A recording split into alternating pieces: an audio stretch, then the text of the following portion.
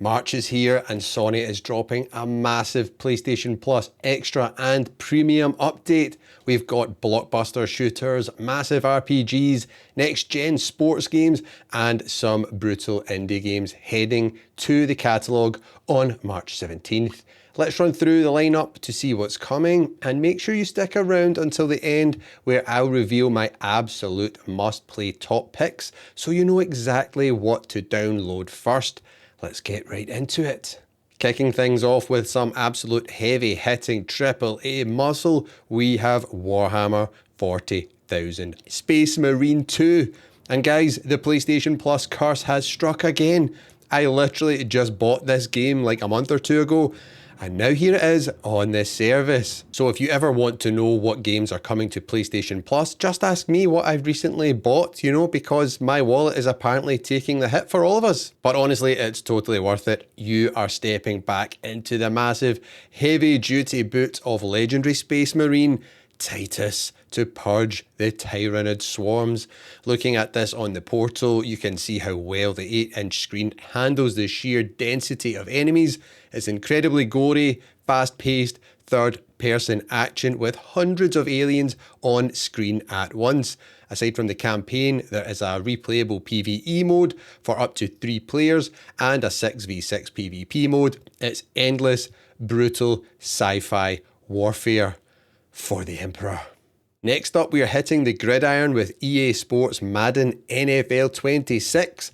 Now, I have a confession to make. I know absolutely nothing about American football. I'm a total noob, but sports games are a perfect fit for the handheld, and I really want to check out this one. So if any of you have hints or tips on how to play, please let a brother know down in the comments so I don't get totally destroyed. What I do know from reading up on this is that Madden really leaned into a new AI-powered machine learning system trained on nearly a decade of real NFL data, making the gameplay much more explosive and adaptive.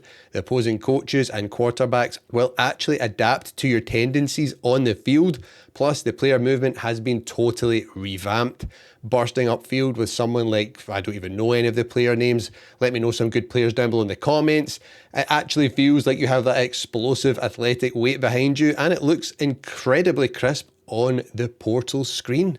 Alright, shifting gears to something completely different, we have Persona 5 Royale hitting the service.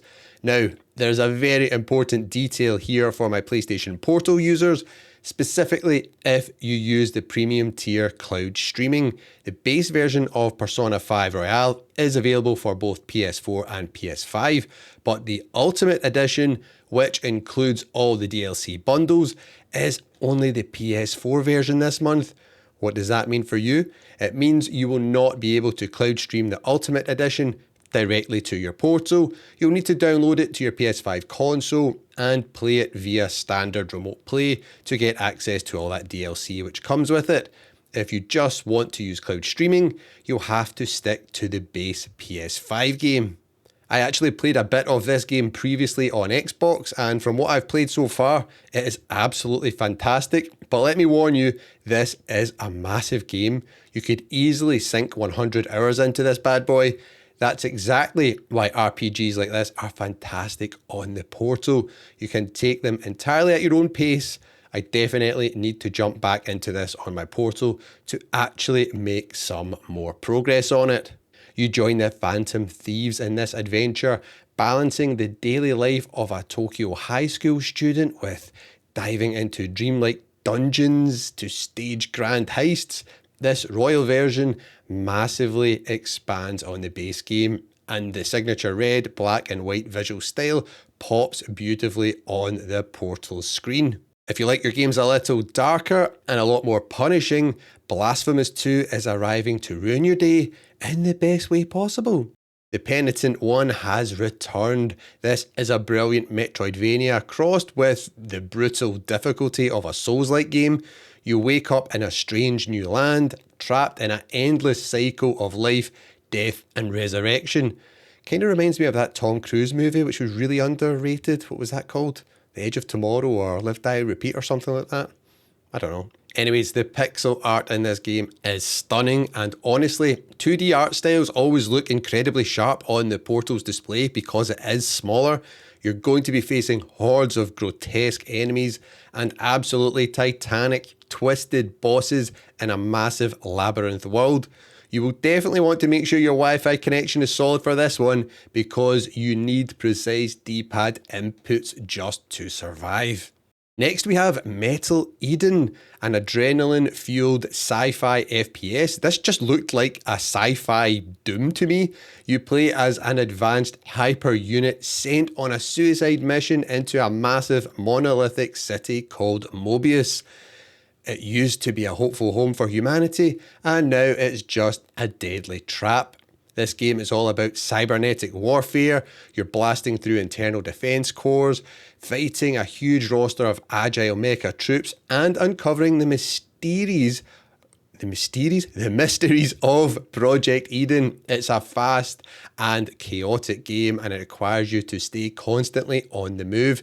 Getting those dual analog sticks dialed in on your Portal is going to be key here, and I'd never heard of this game, and it looks really fun. For the survival crafting fans, we are heading deep underground with The Lord of the Rings: Return to Moira.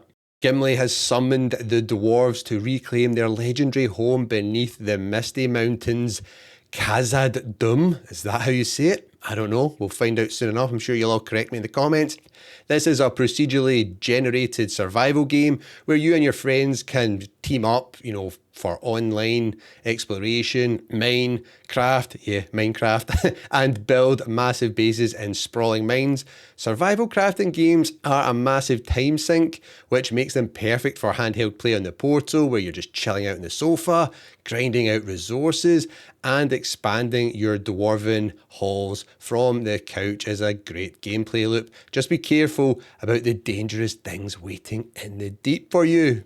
If you want something way more laid back, Astroneer is also joining the catalogue. This is a wonderfully colourful space sandbox where you have a deform tool that lets you dig, shape and build the terrain as if it were clay.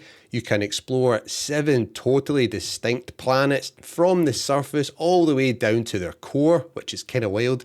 It's a fantastic game to team up with friends just to build massive industrial bases or just totally goof around in this huge sandbox. The vibrant, clean art style, again, just looks amazing on the Portal's LCD screen. And this one looks like a lot of fun. This might be a little bit of a sleeper game this month, definitely worth checking out. And if you are a PlayStation Plus Premium subscriber, we are getting a fighting classic brought to the PS4 and PS5 from way back in the PSP days. Tekken Dark Resurrection. This features the classic storylines, all the arcade modes you expect, and the ability to customize your fighters. We even get to play Tekken Bowl again. Who doesn't want to play that? Firing up some nostalgic fighting on the Portal is always great fun, and this is a good addition to the premium tier this month. I am happy about this. More PSP games. Give us some Vita games as well, please. PlayStation Plus Premium, because they're fantastic on the Portal. Alright, so out of all of those, what are the absolute must-plays? It's an incredibly tough pick this month because there are so many massive drops, but if you are looking for what to jump into first on March 17th, here is what I recommend you do. My top pick to just blast through right away is Warhammer 40,000 Space Marine 2. I remember playing the first one back on the PS3 and Xbox 360, and I've got this on Steam actually, and it was fantastic. This completely takes it to the next level with next-gen graphics, fighting off massive hordes of bad guys, all the Tyranid swarms. It is just an absolute blast, and it's not a very long campaign, so you could get this done in a weekend if you're going at it hardcore, or in a week or so, no problemo. Now, if you're into RPGs, you absolutely need to go and play Persona 5 Royal. It's undeniably epic and perfectly suited for the Portal. However, my other top pick is actually specifically for pure handheld gaming here. It's Tekken Dark Resurrection. This is an absolute classic from back in the PSP days. If you love your fighting games, or Tekken in particular like I do, because of the whole Mishima storyline, it is fantastic and is the one you need to jump into right away on your Portal. Of course, to play these, you need to be subscribed to the higher tier of PlayStation Plus, and we all know Sony, raised those prices for that. But if you want to know how to get your extra, or in particular your premium subscription way cheaper, so you can play all these games without breaking the bank, click on this video right here on screen, where I walk you through exactly how to do it every year, like I do. Go watch that now, and I'll see you over there.